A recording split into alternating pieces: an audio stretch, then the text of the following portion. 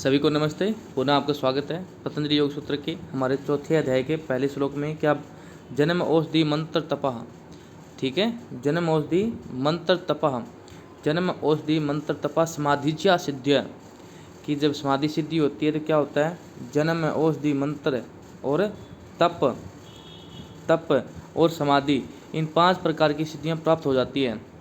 ठीक है, जब समाधि सिद्धि होती है, कहते हैं जन्म औषधि मंत्र तपः समाधिज्या सिद्ध्य, जब समाधि आपकी सिद्ध होती है तो जन्म औषधि मंत्र तप। परीक्षा में पूछा जा सकता है, वाईसीबी की परीक्षा में, सॉरी इसमें यूजीसी परीक्षा में भी, कितने जब समाधि की प्राप्ति समाधि सिद्धि होती है तो हमें कौन कौन सी जो सिद्धियाँ वो प्राप्त होती हैं, कौन कौन सी बताएंगे आप सभी। जन्म औषधि मंत्र तप, इसको इसी क्रम में आपको याद करना है, और समाधि, ठीक है ना। इन 5 प्रकार की समाधि जो वासना रहित होती है वो वाली, इन 5 प्रकार की समाधियों में सिद्धियाँ प्राप्त होती है। योग सूत्र के अनुसार 8 प्रकार की सिद्धियाँ बताई गई हैं जो हम यूज करते हैं ना, जो हम हनुमान चालीसा का पाठ करते हैं, उसमें कितने बताए, अष्ट सिद्धि नौ निधि के दाता असुरजीन जानकी माता। तो जो हमारी 8 प्रकार की सिद्धि हैं वो कौन कौन सी है। पहली अणिमा, महिमा, गरिमा, लगिमा, प्राप्ति, प्राकाम्य, ईशितव, वशितव, ठीक है ना। इस प्रकार से जो 8 प्रकार की सिद्धियाँ हैं वो आपको याद करनी है। कोशिश करेंगे कि हम लोग जब इसका ध्यान से हम पढ़ेंगे इन विषयों को, अष्ट सिद्धियों के बारे में, तो इसको हम अच्छे से याद कर लेंगे। लेकिन वाईसीबी परीक्षा में केवल आपसे इतना ही पूछा जाता है कि कितने प्रकार की सिद्धियाँ का वर्णन किया गया है। ठीक है दोस्तों, चलिए आगे देखते हैं। कर्म कितने बताए गए किसमें, पतंजलि योग सूत्र में कितने प्रकार बताए गए, 4 प्रकार के। कौन कौन, शुक्ल कृष्ण और अशुक्ल कृष्ण, ठीक है ना। अब ये देखिए, जो शुक्ल कृष्ण क्रम, ये कौन से क्रम होते हैं, वासना के क्रम होते हैं। और अशुक्ल क्रम ये योगी के क्रम बताए गए हैं। मिश्रित क्रम ये मनुष्यों का क्रम बताया गया है। ठीक है, इसमें इतना ही प्रश्न बनता है। शुक्ल क्रम होते हैं पुण्य के क्रम, कृष्ण क्रम पाप के क्रम होते हैं, शुक्ल अकृष्ण ये होता है मनुष्यों का, हमारे सामान्य व्यक्ति विशेष को। जो योगी लोग हैं वो अशुक्ल कृष्ण क्रम करते हैं, यानी कि निष्काम क्रम वो आपको करते हैं। ठीक है ना। अब वासना का क्या तात्पर्य यहाँ पे, ये वासना के बारे में भी पतंजलि योग सूत्र में पढ़ने को देखने को मिलता है। ठीक है, तीसरे अध्याय के अंदर ये चीज़ बताई गई है। यह प्रभाव से क्या है, अनादि है। वासना से उत्पन्न होने के 4 कारण हैं, वासना के उत्पन्न होने के 4 कारण हैं। एक तो अविद्या, पता है क्लेशों में जननी यही है, सबसे खराब चीज़ तो यही है, अविद्या। फल आश्रय आलंबन, अविद्या, फल का अर्थ है जाति आयु भोग, ठीक है। आश्रय यानी चित्त जिस स्थान पे रुकेगा उसी से ही चीज़ों का उत्पन्न करेगा वो। आलंबन वाली इंद्रियों का बाहरी विषयों से संपर्क रहना, मोह न त्यागना।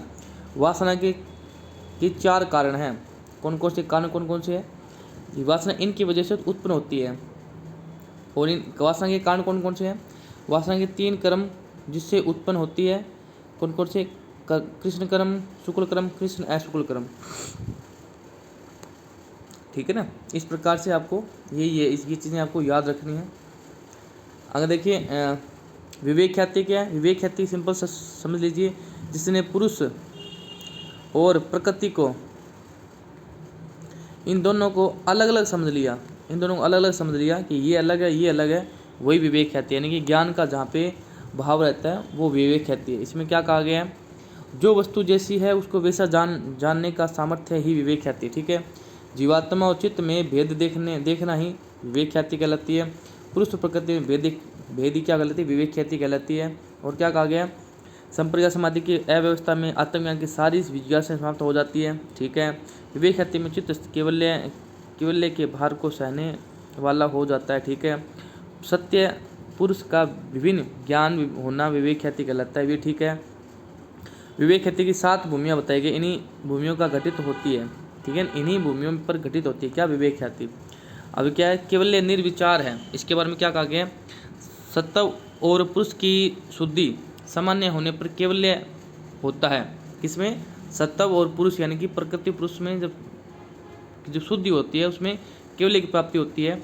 जब गुण यानी भोग और अपवर्ग यूपी परियोजना में से रहित होकर अपने कार्य में लीन हो जाते हैं तो वे केवल्य अवस्था कहलाती है। ठीक है, चेतन शक्ति का स्वरूप में प्रतिष्ठित हो जाना ही केवल्य कहलाता है।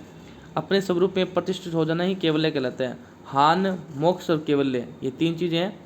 हान जिसको हम कर रहे हैं कि के लिए कर रहे हैं, उसका फल क्या मिलेगा, ठीक है ना दोस्तों। इस प्रकार से हमारा जो पतंजलि योग सूत्र की जो बुक है वो कंप्लीट होती है। ये कुछ प्रश्न हैं जो आपको अच्छी चीज़ को रिवाइज करना है, अच्छी चीज़ को जानना है कि पतंजलि योग सूत्र किसने लिखा था। इसमें हम 2 चीज़ इकट्ठी कर रहे हैं, YCB को इकट्ठा कर रहे हैं और हमारी जो UGC की परीक्षा होती है उसको हम इकट्ठा कर रहे हैं, ठीक है ना। तो कुछ प्रश्न जल्दी से पढ़ लेते हैं इनको भी, ठीक है ना। पतंजलि योग सूत्र किसने लिखा, महर्षि पतंजलि द्वारा लिखित है। सबको पता है योग सूत्र में कितने पाठ हैं, 4 पाठ बताए गए हैं। योग सूत्र में कुल कितने सूत्र है, 195 है। विभिन्न पदों में योग सूत्र का वर्णन इस प्रकार से किया गया है। योग सूत्र के कितने तत्वों का आसनों तत्वों का प्रभाव है, योग सूत्र में कितने आसनों वह तत्वों का वर्णन किया गया है। 13 आसन बताए गए हैं, 26 तत्व बताए गए हैं, क्योंकि 25 तत्व किसके अंदर है, सांख्य दर्शन के अंदर है। योग चित्त वृत्ति निरोध की परिभाषा कौन सूत्र में है, पता नहीं कौन से सूत्र में है, पहले सूत्र की दूसरी परिभाषा है, ठीक है। योग सूत्र में के अनुसार चित्त का स्वाभाविक गुण क्या है, प्रकाश है। क्योंकि जो प्राणायाम का जो हम करते हैं तो क्या होता है, प्रकाशयति आवरण ऐसा बताया गया ना, जो आवरण को हटा देते हैं। चंचलता किस गुण की विशेषता बताई गई है, रजोगुण की। चित्त की भूमियाँ 5 प्रकार बताई गई है। कौन सी भूमि योग भूमि कहलाती है, एकाग्र निरुद्ध अवस्था, ठीक है ना, योग की भूमि कहलाती है।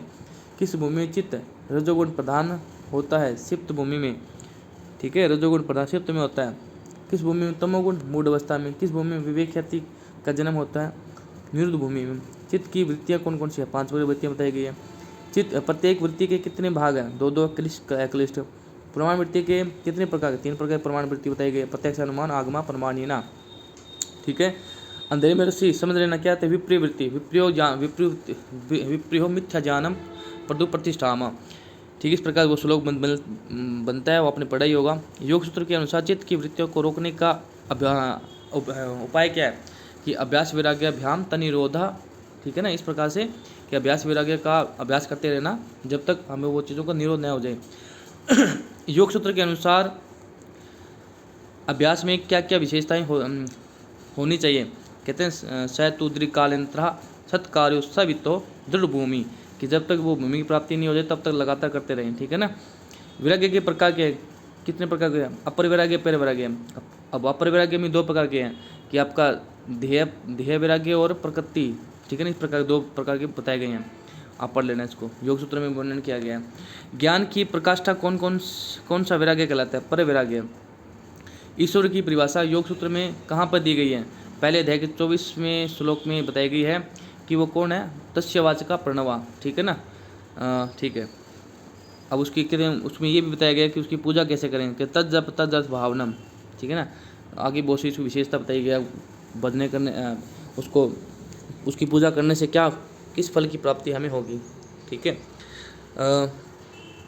ईश्वर की विशेषता क्या है, कहते हैं क्लेश कर्म विपाक अस्य प्रामिष्ठा, जो इन सबसे अलग हो, ठीक है ना, क्लेश कर्म विपाक सबसे अलग हो। योग सूत्र के अनुसार क्लेश कितने प्रकार के होते हैं, 5 प्रकार के क्लेश होते हैं। अविद्या स्मृति राग द्वेष अभिनिवेशः पंच क्लेशा। यो संख्या में 5 क्लेशों का क्रमशः वर्णन कीजिए।